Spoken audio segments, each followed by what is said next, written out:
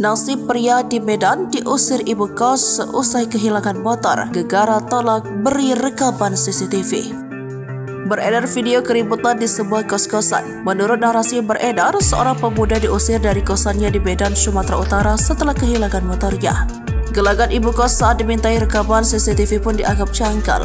Diketahui jika saat itu sang pemuda yang bertamu ke kosan temannya itu kehilangan motor. Namun ia diusir oleh pemilik kos setelah membawa polisi dan meminta cek rekaman CCTV saat motornya hilang. Dilansir dari akun Instagram @kepotrending Selasa 2 April 2024. Dalam video tersebut memperlihatkan pemuda tersebut berbincang dengan dua pria.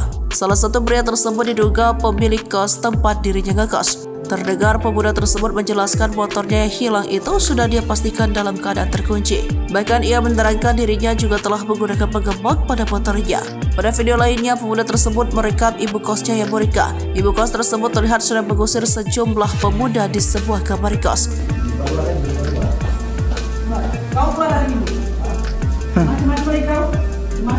Masuk kan? Mendengar omongan ibu kos tersebut, pemuda itu menyahut bahwa dirinya hanya meminta rekaman CCTV.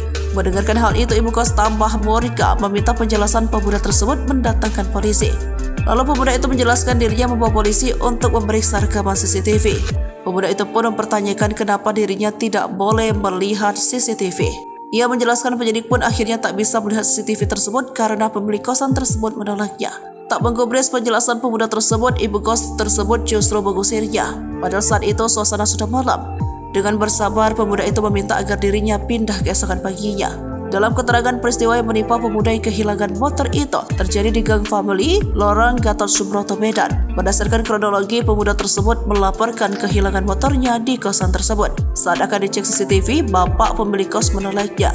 Ibu pemilik kos tersebut diduga tersinggung karena pemuda itu mendatangkan polisi ke kosannya dan meminta rekaman CCTV kos-kosan. Tanya itu bukannya memberi kompensasi. Ibu kos tersebut malah mengancam akan menuntut pemuda tersebut ke jalur hukum. Yang saya tanya, Bu, pas saya bawa penyidik yang dari Polsek, kenapa kami tidak dibolehkan cek CCTV sama Bapak? Mana bisa malam-malam, Bu? Besok? Iya, besok. Iya, besok.